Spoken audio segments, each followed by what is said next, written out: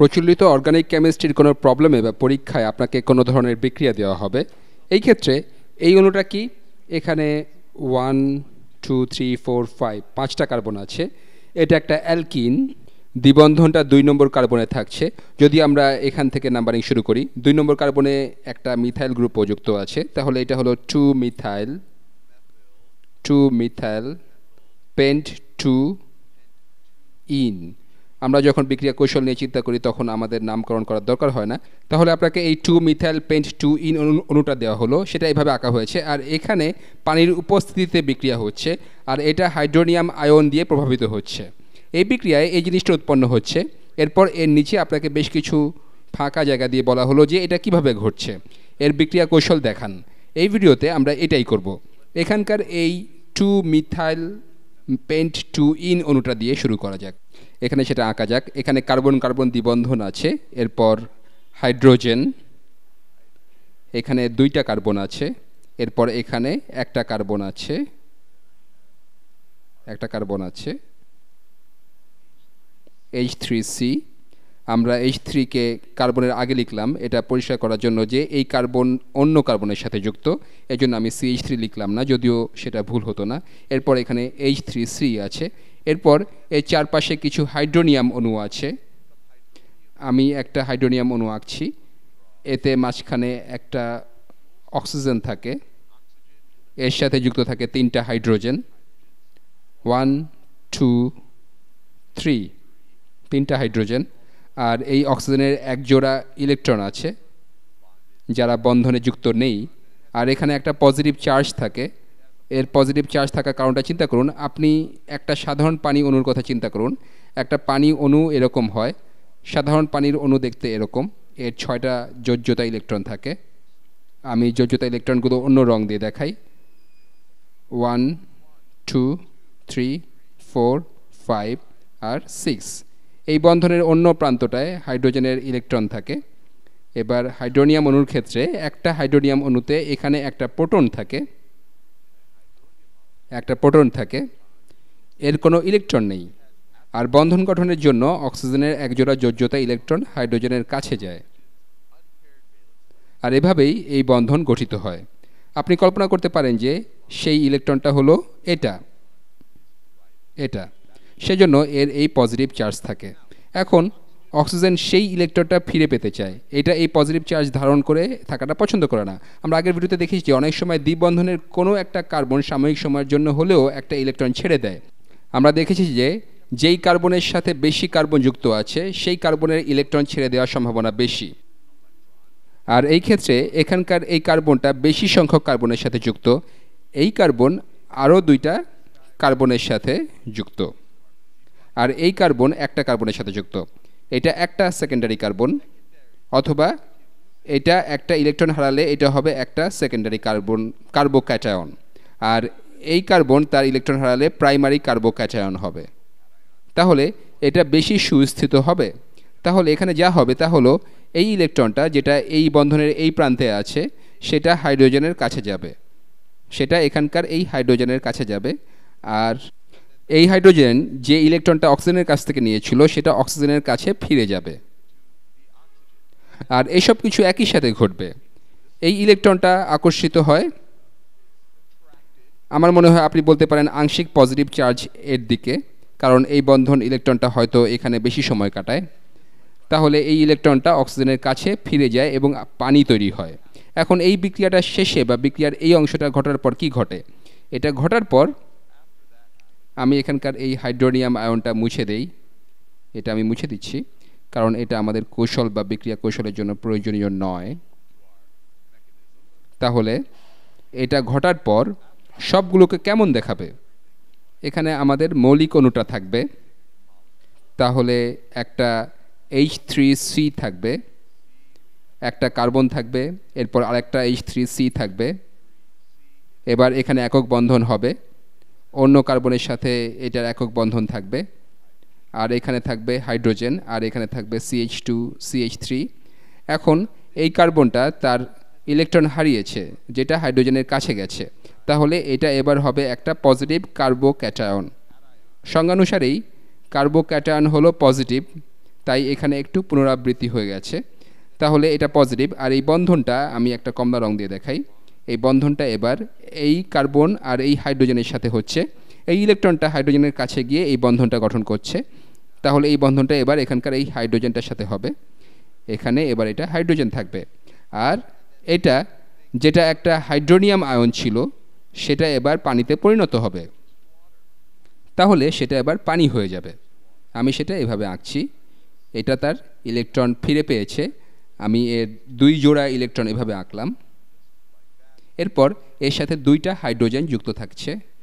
এটা হলো H2O। আপনি কল্পনা করতে পারেন যে এটা হলো অক্সিজেনের সাথে থাকা 2টা ইলেকট্রনের একটা। আর এই ইলেকট্রনটা সে হাইড্রোজেনকে দিয়েছিল, যেটা সে এবার ফেরত পাচ্ছে। তাহলে এবার এরা উভয়ই অক্সিজেনে ফিরে আসছে। এটা সবসময় এই প্রান্তে যুক্ত ছিল।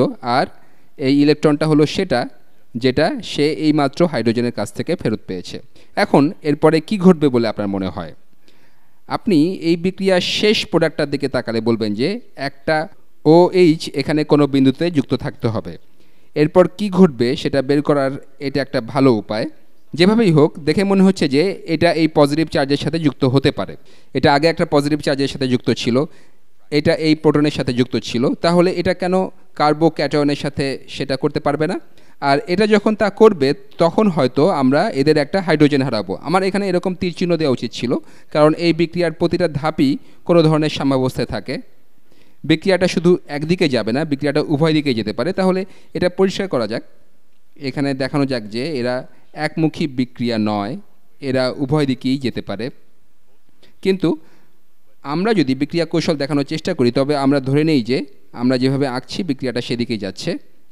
এর পরের ধাপে এখানকার এই অক্সিজেনটা এই কার্বোক্যাটায়নকে আক্রমণ করবে, অথবা সঠিকভাবে বললে কার্বোক্যাটায়নটাই আসলে অক্সিজেনকে আক্রমণ করছে। এটা আবার একটা ইলেকট্রন নিয়ে নেবে। সেটা করা যাক। এটা একটা ইলেকট্রন ফিরিয়ে নিচ্ছে, বা কার্বোক্যাটায়নটাকে ইলেকট্রন ফিরিয়ে দেওয়া হচ্ছে, সেটা আঁকা যাক। তাহলে এবার এখানকার এই কমলা ইলেকট্রনটা আমি এটা ভিন্ন রং দিয়ে করি। ধরে নিচ্ছি যে এই কমলা ইলেকট্রনটা কার্বোক্যাটায়নের দিকে আকর্ষিত হচ্ছে আর একটা বন্ধন গঠন করছে। এবার তাহলে কি ঘটবে? এবার আমি এটাকে একটা সাম্য বিক্রিয়া হিসেবে আঁকি। আমি উভমুখী চিহ্ন দিচ্ছি। আমরা এদিকে গিয়ে দেখতে পাবো যে চূড়ান্ত প্রোডাক্ট আমরা কিভাবে পাচ্ছি।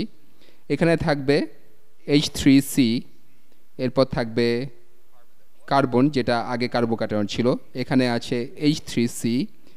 এবার এখানে একক বন্ধন আছে, এর সাথে যুক্ত আছে হাইড্রোজেন, আর এখানে 2টা কার্বন। তাহলে এখানে এইসব থাকছে। এই বিক্রিয়া কৌশলের শুরুর দিকে এই বন্ধনটা গঠিত হয়েছিল। আমি সেটা আঁকছি। এর সাথে থাকবে নীল হাইড্রোজেনটা।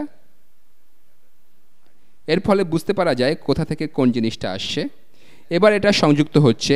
এবার এই কমলা ইলেকট্রনটা কার্বোক্যাটায়নের সাথে যুক্ত হয়ে যাচ্ছে।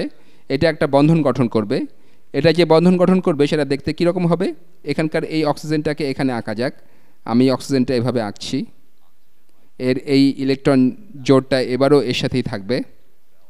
এর 2টা হাইড্রোজেন আছে, এর সাথে 2টা হাইড্রোজেন যুক্ত আছে। এটার এই সবুজ ইলেকট্রনটা ছিল, এর এই সবুজ ইলেকট্রনটা ছিল, কিন্তু এটা এবার আর কমলা ইলেকট্রনের সাথে জোড়বদ্ধ নেই। এই কমলা ইলেকট্রনটা অক্সিজেনকে ছেড়ে এই কার্বোক্যাটায়নটার সাথে কাছে চলে গিয়েছে। তাহলে এবার কমলা ইলেকট্রনটা এখানে আসছে আর এটা এই বন্ধনটা গঠন করছে, এই বন্ধনটা গঠিত হচ্ছে। এখন এই কার্বনটা 4টা যোজ্যতা ইলেকট্রন আছে। এবার 1 2 3 4 4টা যোজ্যতা ইলেকট্রন আছে। এই অক্সিজেনটা আবার একটা ইলেকট্রন হারাচ্ছে, তাই আবারও এটার পজিটিভ চার্জ থাকবে। এবার এর একটা পজিটিভ চার্জ থাকবে, এবার এর একটা পজিটিভ চার্জ আছে। এরপর কি ঘটবে বলে মনে হয়? আমরা চূড়ান্ত প্রোডাক্টের অনেক কাছাকাছি এসে গিয়েছি।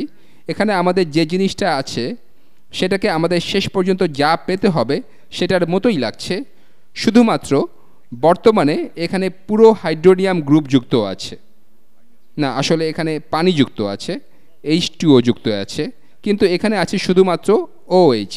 আর এখানকার এই অক্সিজেনটার এখন পজিটিভ চার্জ আছে। এটা এর ইলেকট্রনটা ফিরে পেতে চায়, সে এখান থেকে তা নিতে পারে, অথবা এটা এই 2টা হাইড্রোজেনের একটা হতে তা নিতে পারে। এটা যদি কোনো একটা হাইড্রোজেন হতে তা ফিরিয়ে নেয় তবে আমরা আমাদের চূড়ান্ত প্রোডাক্ট পেয়ে যাব। আমরা এখানে একটা নিরপেক্ষ OH গ্রুপ পেয়ে যাব। তাহলে সেটা কিভাবে ঘটবে? এটা কিন্তু একটা জলীয় দ্রবণে আছে। এর চারপাশে পানি আছে, চারপাশে পানির অণু আছে। এই পানি অণুগুলো একটা আঁকা যাক। আমি একটা পানির অণু আঁকছি যেটা চারপাশে ভেসে বেড়াচ্ছে। আমি পানির অণু আঁকছি।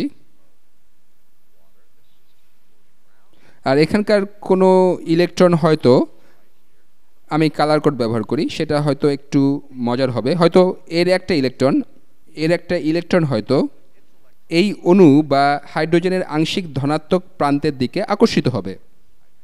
আমি এবার সবুজ রং নেই, এটা এবার এই হাইড্রোজেনের কাছে যাবে। এই হাইড্রোজেনটার এবার আর এই বন্ধনের এই প্রান্তের ইলেকট্রনটার দরকার নেই, তাই এই ইলেকট্রনটা অক্সিজেনের কাছে ফিরে যাবে। এটা অক্সিজেনের কাছে ফিরে যাবে, এটা এভাবে অক্সিজেনের কাছে ফিরে যাবে। এবার কি ঘটবে? এই প্রান্তে এবার কি থাকছে? বিক্রিয়ার এ ধাপটা সম্পন্ন হওয়ার পর কি থাকছে? এখানকার এই পুরো জিনিসটাই থাকবে। আমি কপি আর পেস্ট করতে পারি, আমি বরং আঁকার চেষ্টা করি। এখানে আছে H3C, কার্বন কার্বন একক বন্ধন। আমরা আগে সেটা হলুদ রং দিয়ে এঁকেছিলাম, এবারও সেটা হলুদ রং দিয়ে আঁকছি। CH2 CH3 H3C।